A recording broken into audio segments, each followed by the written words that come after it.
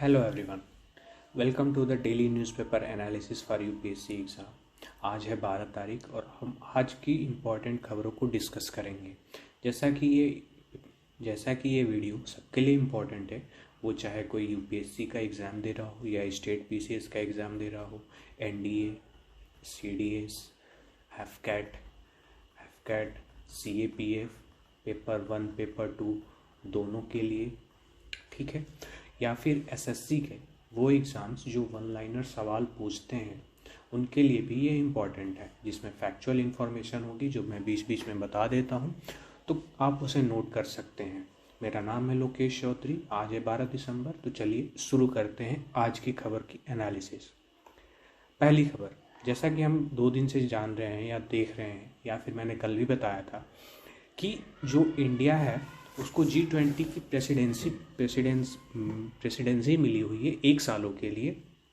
वो लागू हो रही है 1 दिसंबर 2022 से लेकर 30 नवंबर 2023 तक, जैसा कि मैंने कल बताया था, ठीक है।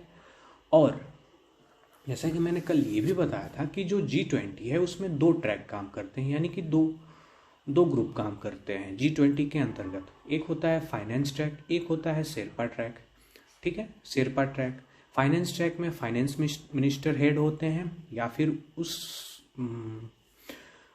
उसके बैंक के, सेंट्रल बैंक के हेड होते हैं। हमारे यहाँ आरबीआई है तो आरबीआई के हेड होंगे उसमें, ठीक है। शेरपा ट्रैक क्या होता है? शेरपा ट्रैक यानी कि उसमें कोई लेजेटर भेजे जाते हैं, यानी कि जो हेड होते हैं उसके भेजे जाते हैं लेजेटर, यानी कि दूत भेजे जाते हैं, ठीक है। तो जो फाइनेंस ट्रैक है उसकी मीटिंग होने वाली है, जैसा कि अभी प्रेसिडेंसी से मिली हुई है हमको, तो हमारे देश में 40 मीटिंग होगी आने वाले 1 सालों में, ठीक है। इन डेट के बीच 40 मीटिंग होगी, जिसमें फाइनेंस ट्रैक की भी मीटिंग होगी, शेरपा ट्रैक की मीटिंग होगी। शेरपा ट्रैक की मीटिंग पिछले हफ्ते हुई थी, 5 दिसंबर को हुई थी। कहाँ पे? उदयपुर में, ठीक है। तो अभी जो मीटिंग होने वाली है वो होने वाली है 13 से 15 तारीख को बेंगलुरु में, ठीक है। 13 से 15 तारीख को बेंगलुरु में, जिसमें फाइनेंस ट्रैक की मीटिंग होगी, ठीक है। इसमें शेरपा ट्रैक की मीटिंग तो उदयपुर में हुई थी, पर जो फाइनेंस ट्रैक है उसकी मीटिंग होगी बेंगलुरु में, ठीक है। तो इसमें अहम स्टेप्स क्या लिए जाएंगे, इस मीटिंग का हिस्सा क्या है, किस चीज़ पे डिस्कशन होगा, वो है इकोनॉमिक एंड फाइनेंशियल इश्यूज। जैसा कि अभी देश हमारा या फिर वर्ल्ड पूरे, जो भी वो चाहे G20 का मेंबर हो या ना हो, अभी किसी से जूझ रहा है? रसिया यूक्रेन के युद्ध से। रसिया यूक्रेन के युद्ध के कारण क्या हुआ है कि सारे जगह क्राइसिस आ चुकी है, ठीक है। कोई फाइनेंशियल क्राइसिस से जूझ रहा है, कोई इकोनॉमिक क्राइसिस से जूझ रहा है, सब देश परेशान हुए हैं कि इन्फ्लेशन बढ़ रहा है। फिर क्या हो रहा है? ऑयल के प्राइसेस बढ़ रहे हैं, ठीक है, क्योंकि जो मेजर एक्सपोर्टर है वो है रशिया। जो ऑयल का मेजर एक्सपोर्टर है वो है रशिया, ठीक है। लेकिन रशिया के युद्ध में आने के कारण यूएस ने इस पे कई सारे सैंक्शंस लगा दिए हैं, ठीक है। सैंक्शंस लगाने के कारण इसका तेल मार्केट में बिक नहीं रहा है, जिससे ऑयल प्राइसेस हाई हो रहे हैं, और ऑयल प्राइसेस हाई हो रहे हैं तो ज़्यादा लोगों को क्या होना पड़ रहा है कि प्राइसेस जो ऑयल के उनको ज़्यादा देना पड़ रहा है, जिसकी वजह से फाइनेंशियल क्राइसिस हो रही है। वो चाहे हर एक देश में, जैसे हमारे ही देश में पेट्रोल इतना महंगा हो गया, ठीक है। इंफ्रास्ट्रक्चर डेवलपमेंट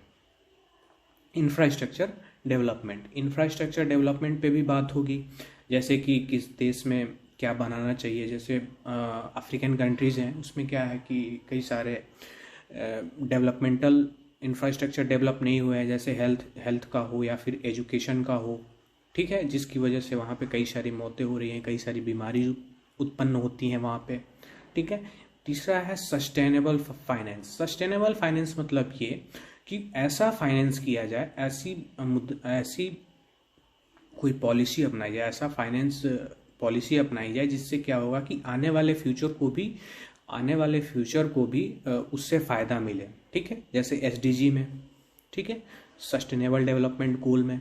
फिर एक है ग्लोबल हेल्थ पे चर्चा होगी। फिर है इंटरनेशनल टैक्सेशन का मतलब ये होता है कि अगर कोई अगर मान लीजिए कोई गुड्स अगर कोई गुड्स आप इंटरनेशनल मार्केट में बेचने ले जाएंगे, इंटरनेशनल मार्केट में अगर आप बेचने ले जाएंगे तो बेचने के लिए आपको टैक्स देना पड़ेगा, ठीक है, टैक्स देना पड़ेगा, वो चाहे कोई भी कंट्री हो, ठीक है।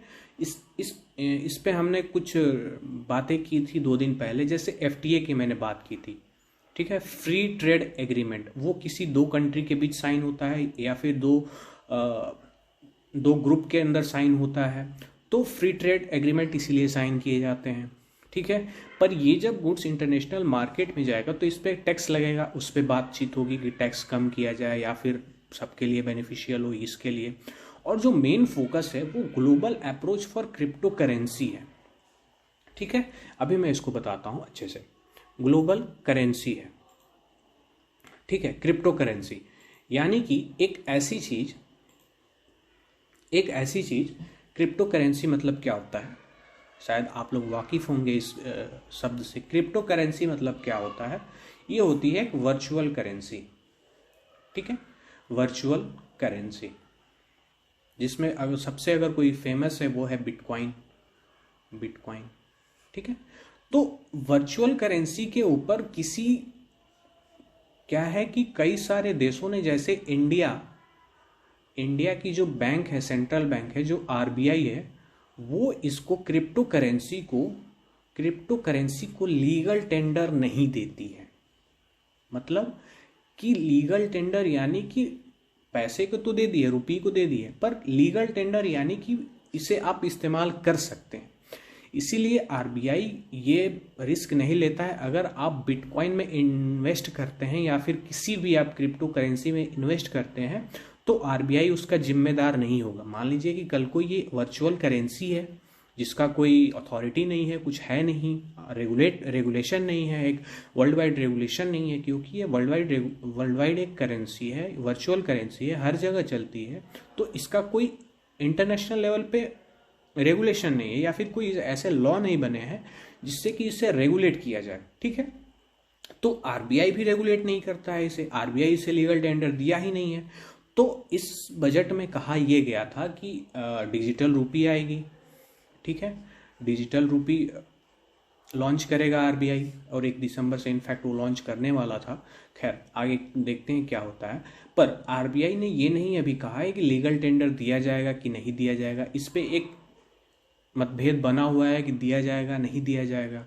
तो लीगल टेंडर यानी कि अगर वो आरबीआई इसे लीगल टेंडर दे देता है तो इसका मतलब कि आप इसको क्रिप्टो करेंसी को सब कोई यूज कर सकता है, और इनफैक्ट अगर कोई लॉस होता है तो वो आरबीआई डिसाइड करेगी कि हम कितना देंगे। जैसे अभी कोई बैंक है वो बैंकरप्ट हो गया, मान लीजिए बैंकरप्ट होने के बाद मान लीजिए कि आपके खाते पे 10 लाख रुपए थे, 10 लाख रुपए थे, ठीक है। तो ये जो 10 लाख रुपए थे ये तो गए आपके, पर आरबीआई ने अगर इस बैंक को लाइसेंस दिया है, बैंक चलाने का लाइसेंस दिया है, तो आरबीआई 5 लाख तक इंश्योर्ड करता है पैसा। यानी कि हम जितने भी पैसे होंगे आपको 5 लाख तक हम देंगे, बाकी का नहीं देंगे, ठीक है। तो यानी कि ये लीगल टेंडर है, 5 लाख रुपए इसने लीगल टेंडर कर दिए। बहरहाल अगर आप क्रिप्टो करेंसी में ऐसा नहीं है कि अगर आप क्रिप्टो करेंसी में इन्वेस्ट करते हैं या फिर क्रिप्टो करेंसी या फिर खरीदते हैं तो उसमें आपको आरबीआई कुछ नहीं देगा। अगर आपको वो बैंकरप्ट हो गया या फिर कुछ हो गया, बिटकॉइन आपका भूल गया, तो उसमें क्या होगा कि आरबीआई जो है वो आपको नहीं देगा, कोई लीगल टेंडर, कोई लाइसेंस वगैरह कुछ नहीं देगा। और हाँ, अगर ये ऐसा मान लीजिए इन फ्यूचर अगर हो जाता है तो जो भी क्रिप्टो करेंसीज की जो कंपनी होंगी वो क्रिप्टो करेंसी जनरेट करती हैं, माइन करती हैं, तो वो लीगल टेंडर देने के बाद वो पैसा इंश्योर्ड हो जाएगा, ठीक है। अब ये डिपेंड करता है कि आरबीआई कितना % इन्वेस्ट करता है, आरबीआई कितना % इंश्योर्ड करता है, ये देखने की बात होगी, ठीक है। तो ये G20 की समिट हो रही है और काफ़ी कुछ चलने वाला है आने वाले दिनों में, तो हम देखेंगे कि क्या क्या चल रहा है, ठीक है।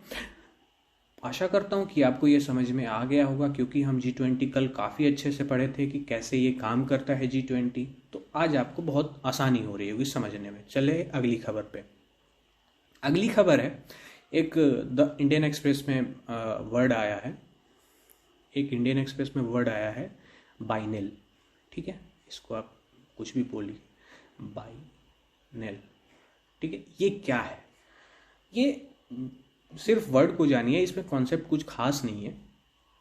ये वर्ड इतना उल्टा है, इसका कोई मीनिंग ऐसा निकाल नहीं सकता। ऐसा एक ग्रुप है, एक नाम, एक इंसान का नाम था इस जिसके ऊपर इसका नाम पड़ा है, ठीक है। तो ये क्या है? एक आर्ट एग्जीबिशन है, आर्ट एग्जीबिशन है, ठीक है। इसका 10वां संस्करण लगा है, यानी कि 10th एडिशन यहाँ पे लगा है इंडिया में, कोची में, ठीक है।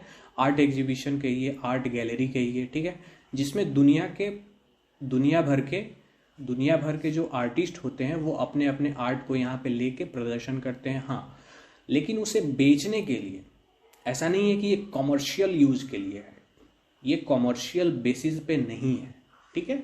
ये कॉमर्शियल नहीं है, ये नॉन कॉमर्शियल है, यानी कि इससे कुछ ज़्यादा पैसा नहीं कमाया जाता है, ठीक है। ये बाइनेल क्या है? आर्ट एग्जीबिशन है। ये एग्जाम्स में पूछ लेता है कि biennale is related with, 4 option रहेगा, art exhibition, dance form, international trade, none of the above. तो आर्ट एग्जीबिशन आंसर होगा, ठीक है। अब चलते हैं अगली खबर की तरफ, जो कि बहुत ही ज़्यादा इम्पॉर्टेंट है। इनफैक्ट हम सबके लिए इम्पॉर्टेंट है, क्योंकि आजकल जो जनरेशन हो गया है वो हो गया है सोशल मीडिया का जनरेशन, ठीक है। जहां हम अपने ज़्यादा डाटा, डायरी से ज़्यादा हम अपने ऑनलाइन स्टोर्स पे रखते हैं, जैसे वो गूगल हो, फेसबुक हो, whatever we use more, Instagram हो। तो जो हमारी सारी चीज़ें हैं वो इसमें है, what is end to end encryption and why are tech companies focusing on it. End to end encryption, end to end encryption, ठीक है। इसको हम देखते हैं ये क्या होता है, ठीक है। एंड टू एंड एनक्रिप्शन, जैसे कि अभी ये चर्चा में इसलिए आया है कि जो एप्पल है, ऐसा माना जाता है कि दुनिया की सबसे ज़्यादा सिक्योर कंपनी है, या इनफैक्ट डेटा के मामले में। इसीलिए जो इंटरनेशनल लोग हैं या फिर कई बड़े बड़े लोग हैं वो क्या करते हैं, अपने डेटा को सिक्योर रखने के लिए या फिर अपने जो भी दिनचर्या है वो भी जो यूज़ करते हैं उसको सिक्योर रखने के लिए एप्पल का जो भी टूल्स होते हैं, गैजेट्स होते हैं, वो यूज़ करते हैं, ठीक है। तो एप्पल ने ये कहा कि अभी उसके पास 14 लेयर की सिक्योरिटी है, ठीक है। यानी कि अगर मान लीजिए आपका कोई यहाँ पे डाटा रखा है, ठीक है, तो ये 14 लेयर से इनक्रिप्टेड होता है, यानी कि आप 14 बार, यानी कि 1 2 3 4 5 ऐसे ऐसे करके 14 लेयर होती है इस डाटा तक पहुंचने की, ठीक है। तो अब वो कह रहा है कि अब हम इससे 23 लेयर करेंगे, ठीक है।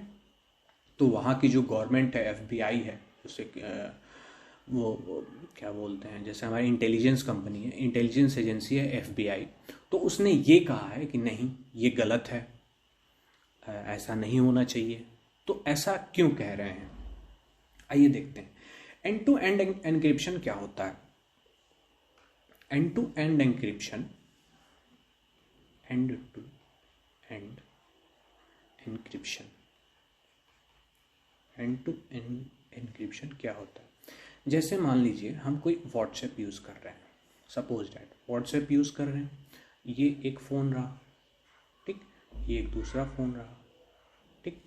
तो हमने यहाँ से मैसेज भेजा यहाँ, ठीक है, इस नंबर पे आ गया, मैंने लिखा हाय, इधर आ गया हाय, ठीक।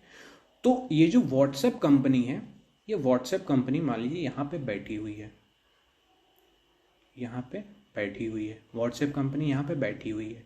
तो ये जो व्हाट्सएप कंपनी है ये सर्विस प्रोवाइडर है, ठीक है, यानी कि ये सर्विस प्रोवाइडर है। तो सर्विस प्रोवाइडर क्या कर सकता है कि ये मैसेज जो है, जो हमने इसको भेजा है, ये इसको देख सकता है, लेकिन नहीं, इसे न देखने के लिए, ये जो न देख पाए, इसी को हम बोलते हैं एंड टू एंड एनक्रिप्शन। और ये कैसे देख सकता है? क्योंकि जब हम इसको भेजते हैं तो इसका जो डाटा है वो इसमें फीड होता है रीड करने के लिए, ठीक है। इसी को बोलते हैं हम एंड टू एंड एनक्रिप्शन। यानी कि अगर कोई भी बात इन दोनों के बीच में हो तो सिर्फ इन दोनों के बीच में ही रहे, ठीक है। इसी को बोलते हैं एंड टू एंड एनक्रिप्शन, मतलब कि अंत से अंत तक ये क्या है, सिक्योर्ड है, मतलब बीच में कोई भी आए वो नहीं पढ़ सकता है। ठीक है। एंड टू एंड एनक्रिप्शन, मान लीजिए कि ये कोई सर्विस प्रोवाइडर भी हो सकता है, सर्विस प्रोवाइडर भी हो सकता है, जैसे कि व्हाट्सएप हो गया, फेसबुक हो गया। ठीक है, फेसबुक हो गया, ट्विटर हो गया, फेसबुक हो गया, ट्विटर हो गया, सिग्नल है वो भी हो गया। ठीक है, ये नहीं कर सकते हैं, ये सर्विस प्रोवाइडर हो गए। ठीक है, फिर होते हैं इंटरनेट सर्विस प्रोवाइडर, आईएसपी, जो इंटरनेट प्रोवाइड कराते हैं, जैसे हम लोग घर पे अपने इंटरनेट लगवाते हैं वो, या फिर क्लाउड सर्विसेज, क्लाउड सर्विसेज जैसे कि कई कई सारी कंपनी, जैसे माइक्रोसॉफ्ट क्या करती है, क्लाउड सर्विस प्रोवाइड कराती है। क्लाउड सर्विस यानी कि जो अपने डाटा हैं उनके यहाँ रख सकते हैं। ठीक है, वो भी नहीं पढ़ सकते हैं। तो ये एंड टू एंड एनक्रिप्टेड होता है, यानी कि थर्ड पार्टी इसको कोई भी नहीं पढ़ सकती है। ठीक है, और इट प्रिवेंट्स थर्ड पार्टी। ठीक है, उसके बाद क्या होता है कि ये काम कैसे करता है। स्टैंडर्ड टेक्स्ट जो होते हैं, स्टैंडर्ड टेक्स्ट जो होते हैं उसको कन्वर्ट कर देता है अनरीडेबल फॉर्मेट में, जिसके कारण ये किसी के द्वारा डिस्क्रिप्टेड नहीं हो सकता, यानी कि किसी के द्वारा ये पढ़ा नहीं जा सकता है। ठीक है, तो ये रहा एंड टू एंड एनक्रिप्शन। और हाँ, ये प्रॉब्लम आ क्यों रही, ये सरकार जो एफबीआई है वो चाहे पिछले सालों, पिछले 2019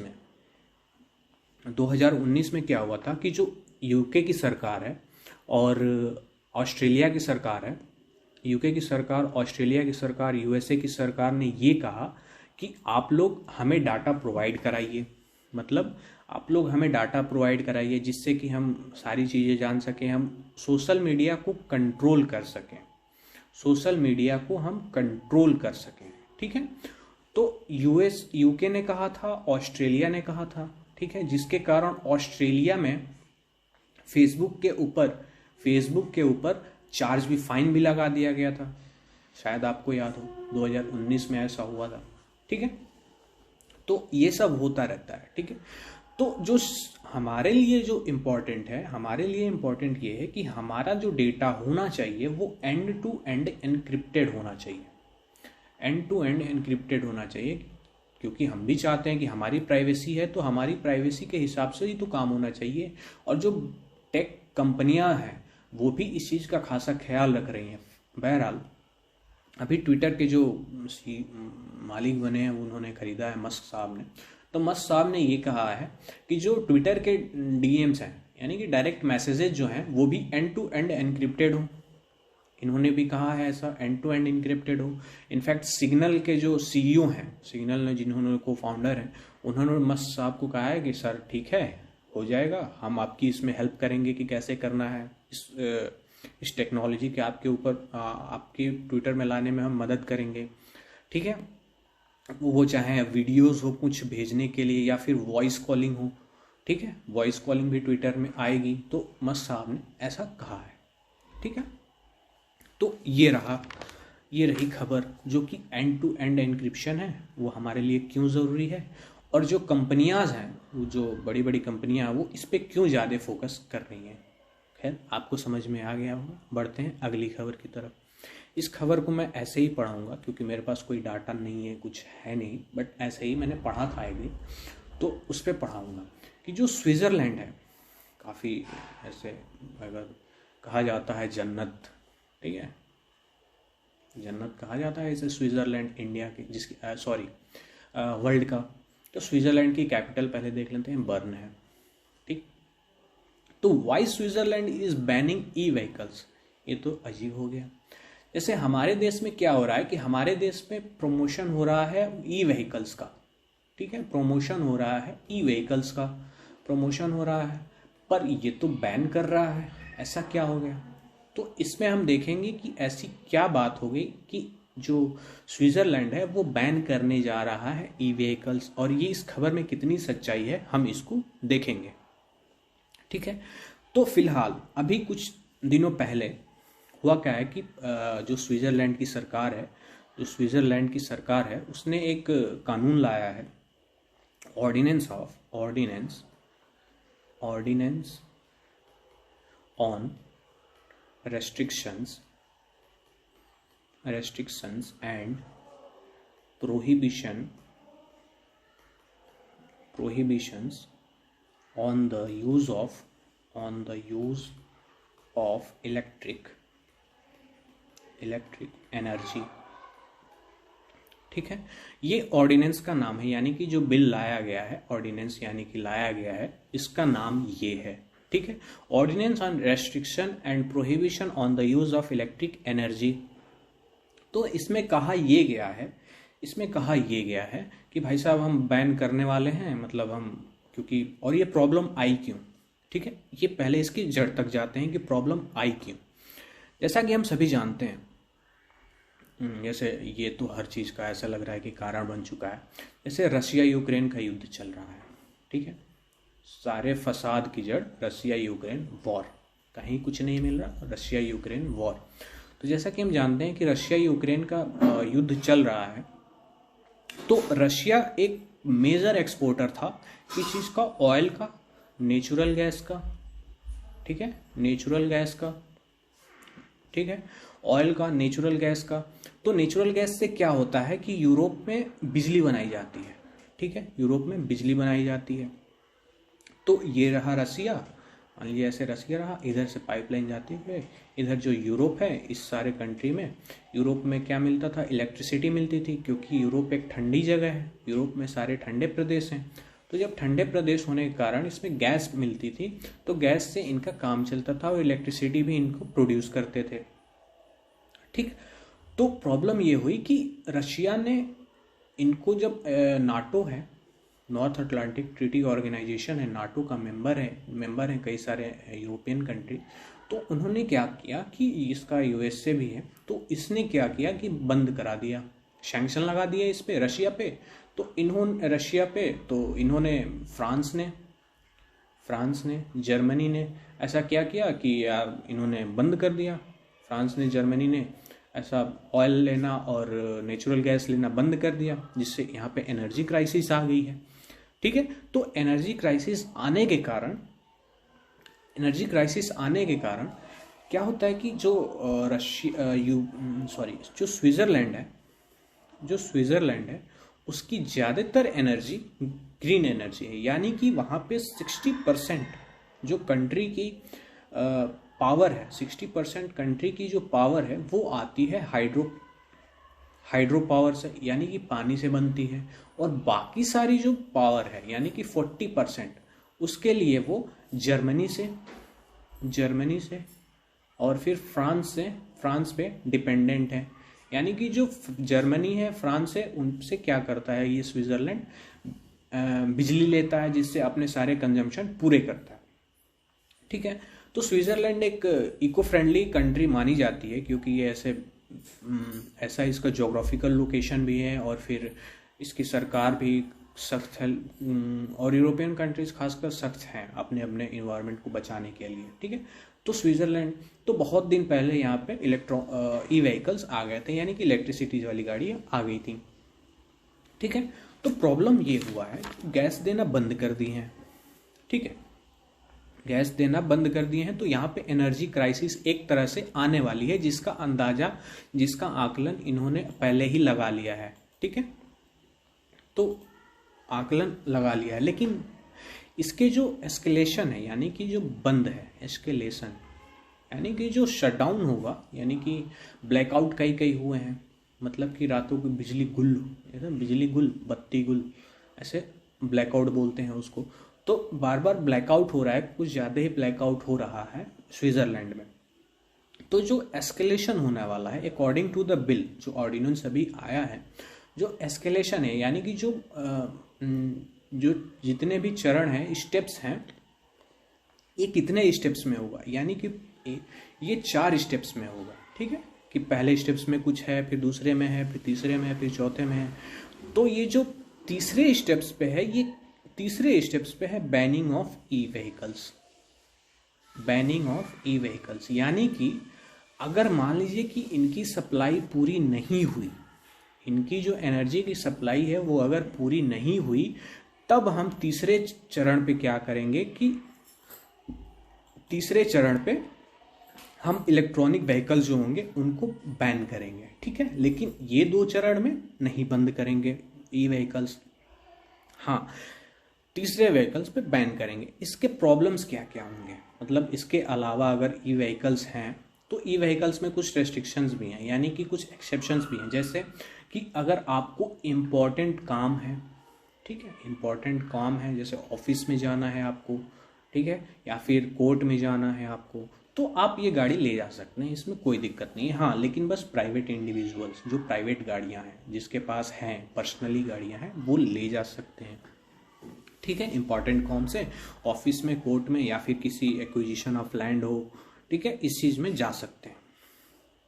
इसके अलावा क्या क्या इफेक्ट होंगे, इसके अलावा हम देखेंगे कि क्या क्या इफेक्ट होंगे। इसके अलावा हम देखेंगे कि ये जो अभी बैन हुआ है, बैन खैर हुआ तो नहीं है पर ऐसा हुआ है, तो इसके अलावा क्या क्या इफेक्ट होंगे। जैसे prohibition of mining, prohibition of mining crypto currencies. जैसे अभी हमने क्रिप्टो करेंसी की बात की कि एक वर्चुअल करेंसी होती है, वर्चुअल करेंसी जिससे अभी लीगल टेंडर नहीं मिला है हमारी देश में, ठीक है। तो जो माइनिंग है क्रिप्टो करेंसी का, वो क्या करता है कि बहुत ज़्यादा एनर्जी कंजम्पशन होता है। खैर ये तो ऑनलाइन होता है, पर इसमें जो जितने भी टूल्स यूज होते हैं, जैसे सिस्टम यूज होता है, तो इसमें बड़े बड़े कंप्यूटर यूज होते हैं, तो जिसकी वजह से पावर बहुत ज़्यादा ले जाता है। तो ये बंद हो जाएगा, मतलब इसको मना कर देगी सरकार कि भाई अब आप लोग क्रिप्टो करेंसी जो है उसको आप माइन नहीं कर सकते, ठीक है। Turn off escalators, turn off escalator, जैसे पब्लिक एस्केलेटर, जैसे मॉल्स में क्या होता है, मॉल्स में, स्टेशंस पे, मेट्रोज में एस्केलेटर होते हैं, सीढ़ी होती है जैसे ऑटोमेटिक चलती रहती है, वो उसको क्या होगा कि बंद कर देंगे, मतलब कि उसको अननेसेसरी नहीं चलाएंगे, ठीक है। और क्या इम्पैक्ट पड़ेगा, बैन ऑन कंसर्ट्स, जो भी कंसर्ट्स होंगे उसे बैन कर देंगे। थिएट्रिकल परफॉर्मेंस जो होंगी वो भी बंद हो जाएंगी, ठीक है। तो ये एनर्जी के ये एक क्या होगा कि ये चैनल में बनेंगे, ठीक है, मतलब कि ये स्टेज वाइज होगा, ऐसे नहीं कि अचानक हमने गाड़ियां बंद कर दी, ऐसा नहीं होने वाला है। अगर होता है तो यानी कि ये 3rd फेज में होगा, जो कि बहुत ही क्रिटिकल केस है, बहुत ही क्रिटिकल, तब तक ये स्विट्जरलैंड कर लेगा, आशा है। तो ये है बैनिंग ऑफ ई व्हीकल्स, शायद आपने खबरों में सुना होगा, तो इस वजह से मैंने ये बता दिया, ठीक है। तो अगर ऐसा कर देगा तो स्विट्जरलैंड पहला ऐसा देश बन जाएगा जिसने इलेक्ट्रॉनिक व्हीकल्स को बंद कर रखा है, ठीक है। चलते हैं अगली खबर पे। अगली खबर है clean Ganga. Clean Ganga changes course to conservation, tourism, livelihood. जैसे नमामि गंगे मिशन, ऐसे आया था एक प्रोग्राम 2014 में, नमामि गंगे प्रोग्राम।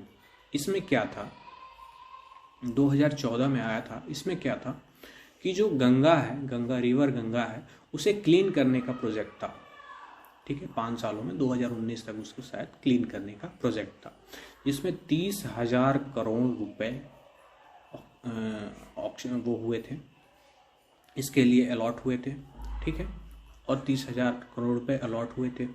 तो क्लीन गंगा मिशन का एक पहलू ये था नमामि गंगे प्रोग्राम का कि जो रिवर है, मान लीजिए कि ये रिवर है, ये रिवर बह रही है, ठीक है, तो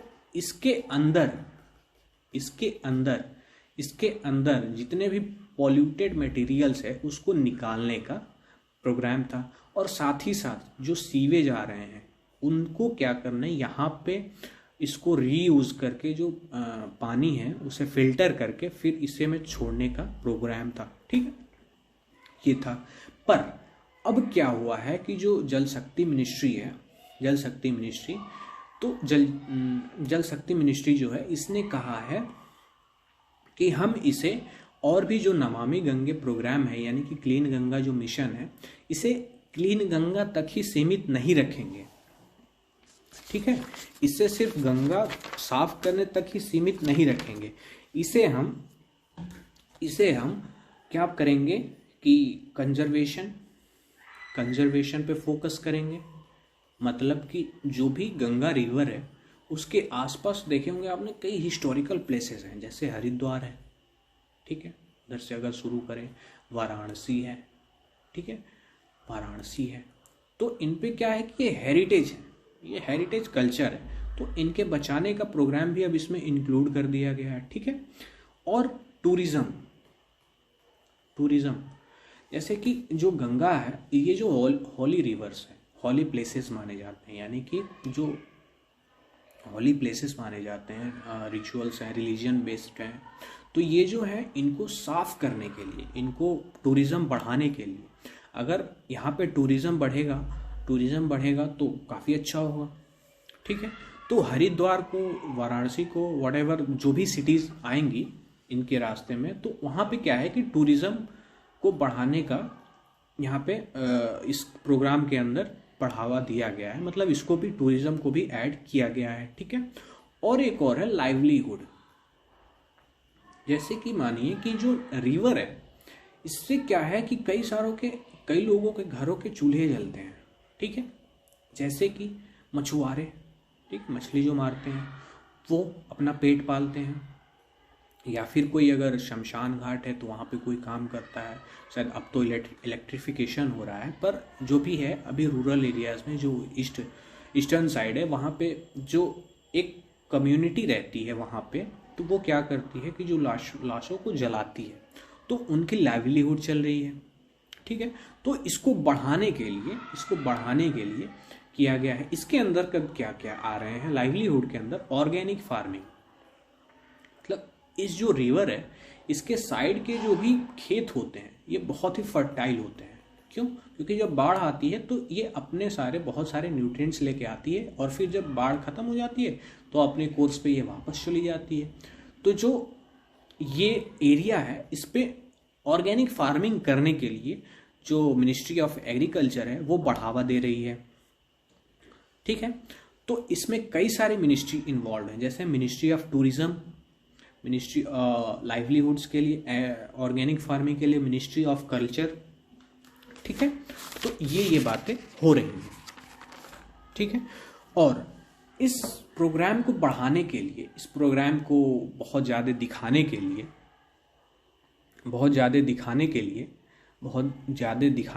या फिर प्रमोट करने के लिए मिनिस्ट्री ऑफ कल्चरल एक्टिविटीज़ कराएगी। जैसे 75 शहर में 75 सिटीज़ में क्या होगा, एग्जीबिशन लगेंगे, ठीक है, एग्जीबिशन लगेंगे, फिर मेले लगेंगे, फेयर लगेंगे, ठीक है। तो ये बातें हुई हैं, ठीक। तो ये रही आज की खबर। आशा करता हूँ आपको समझ में आया होगा, और वीडियो आज लेट आया है, खैर उसके लिए मैं कोशिश करूँगा कि जल्दी अपलोड कर दूँ, यानी कि दिन ख़त्म होने से पहले सॉरी। और thank you for watching. Please do like, subscribe, comment, and पहली बार आए तो सब्सक्राइब करें, मेरा वीडियो अच्छा लगा तो लाइक करें। अगर कोई आप नया टॉपिक चाहते हैं या फिर कुछ और कंटेंट चाहते हैं तो आप कमेंट बॉक्स में बताइए। Thanks for watching. तब मिलते हैं कल, तब तक के लिए बाय बाय, टेक केयर।